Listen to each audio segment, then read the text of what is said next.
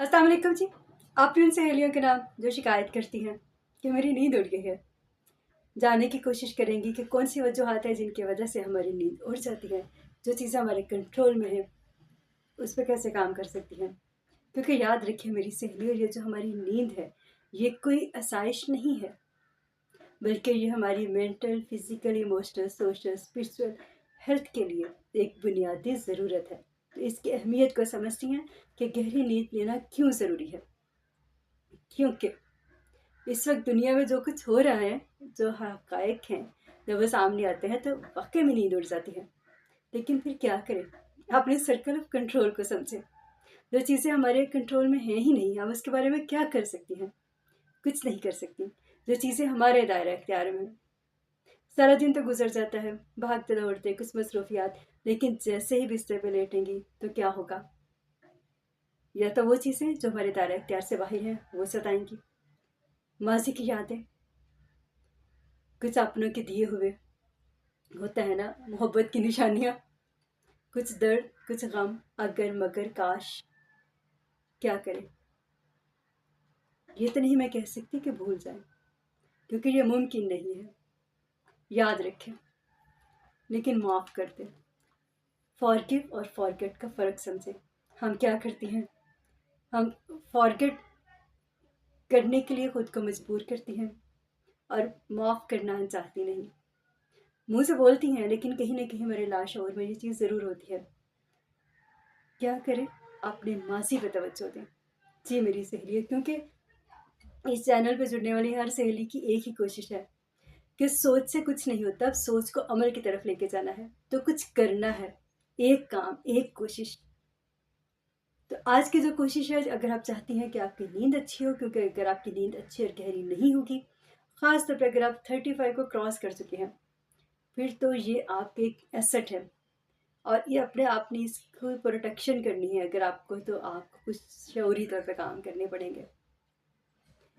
कोशिश करें कि जो आपका रात का खाना है, मैं मुसलमान हूँ उसकी बात करती हूँ, ज़रा नमाज के साथ अटैच कर लेंगे तो आसान रहेगा। मगरिब और इशा के दरमियान दरमियान में खा लें, कुछ हल्का खाएं तो आपका मन जो है ना वो भारी नहीं होगा, आपको नींद अच्छी आएगी। फिर मोबाइल डिजिटल डिटॉक्सिफिकेशन का वक्त है। अक्सर जब मैं अपनी सहेलियों को बताती हूँ कि बहुत सारे दिन तक मैं कैसे बिल्कुल मोबाइल इस्तेमाल नहीं करती हूँ, तो उन्हें हैरत होती है। लेकिन ऐसा हो सकता है, आप कर सकती हैं। सोने से पहले हमने जो कंटेंट देखना है, जैसे मैंने पहले बात की कि दुनिया में जो कुछ हो रहा है वो वाकई में कुछ ऐसा है कि नींद उड़ जाए। लेकिन आपको पता है कि बहुत सारी डेवलपिंग स्टोरीज भी होती हैं और हमें सिखाया गया है कि बात तब करें जब उसकी तहकीक कर लें। तो तहकीक के बगैर की जाने वाली बातें किस तरह से हमारी नींद उड़ा जाती हैं। होल्ड करें, अपने आप को सब्र और धीरज दें, क्योंकि किसी का कुछ नहीं जाएगा। उन सारी परेशानियों को लेके सिर्फ आपकी उस वक्त की नींद खराब होगी और सुबह उठ के फिर अगले दिन आपको काम नहीं कर सकती। जी मेरी सहेलियों, फिर अपनी ज़िंदगी का जब कोई मकसद होगा आपका, तो आप उसके बारे में सोचेंगे। आपके जहन जो है वो मुसलसल 24/7 चलने वाली एक मशीन है। कुछ चीज़ें जो मैंने पहले बात की कि हमारे कंट्रोल में नहीं है।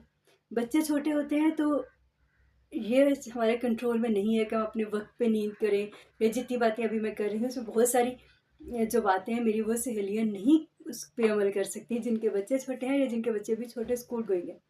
लेकिन जब आप 35 क्रॉस कर जाएंगे, 40 को भी क्रॉस कर जाएंगे, तो ये ख़ास तौर पे इसमें बहुत सारी चीज़ें हैं जो उस वक्त आपके काम आएंगी, क्योंकि आपके बच्चे बड़े हो चुके होंगे और फिर आप एक वक्त मुकर्रर कर सकते हैं अपनी नींद का, अपने आराम का।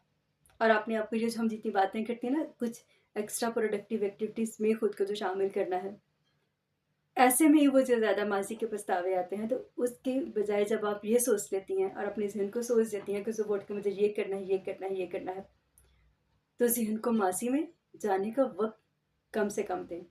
जी मेरी सहेलियों, देखिए कुछ लोग आजकल इस पर भी बहस कर रहे हैं कि आज की जनरेशन या जो आजकल में लोग नाव में ज़्यादा रहते हैं, क्या करें?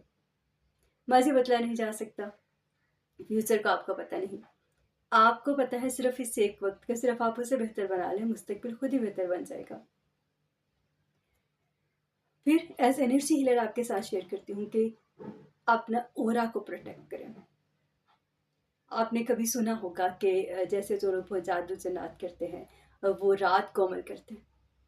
इसी तरह से अगर कोई इंसान दुनिया के किसी भी किनारे में आपको जेलसी की वाइब्रेशन के साथ सोच रहा है और उसकी फ्रीक्वेंसी बहुत हाई है, उसकी वाइब्स इतनी स्ट्रॉन्ग है, तो आपकी नींद में एक बेचैनी ले आएंगे।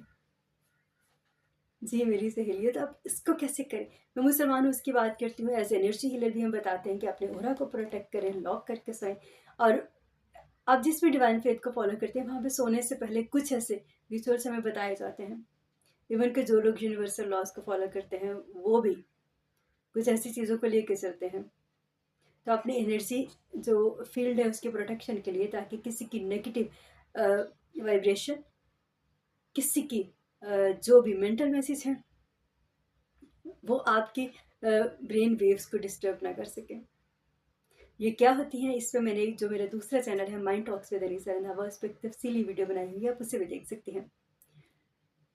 आसान तरीका, आसान अमल, कुल पढ़े और आयतल कुर्सी पढ़े।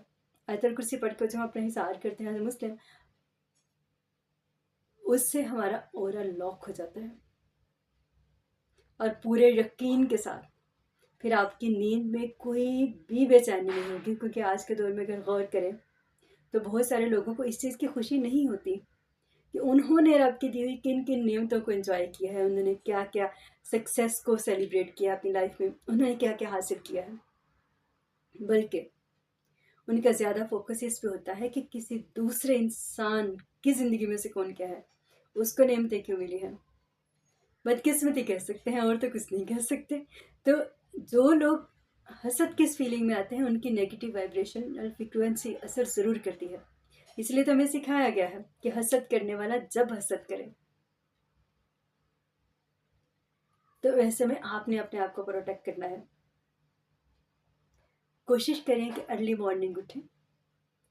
फिर वही, मैं मुसलमान हूँ तो नमाज का हमारा वक्त है, और उससे अगर आधा घंटा पहले उठ जाए तो हमारा जो ऑरा है ना, एक तो जाहिर है हमारी नींद भी अच्छी होती है, हम अच्छी नींद लेके उठे होते हैं तो हमारा क्रिएटिव माइंड जो है वो ज़्यादा एक्टिव होता है। हम अगले दिन को अच्छी तरह से प्लान कर सकते हैं, सोच सकते हैं और पुरसकून होके, क्योंकि उस वक्त बच्चों का शोर नहीं होता, अभी आपकी बाकी ज़िंदगी के मामला शुरू नहीं होते, तो 5-10 मिनट में अगले दिन के लिए प्लान कर सकते हैं। फिर आपका अगला दिन अच्छा गुजरेगा तो ऑटोमेटिकली रात को नींद अच्छी आएगी। कैसी लगी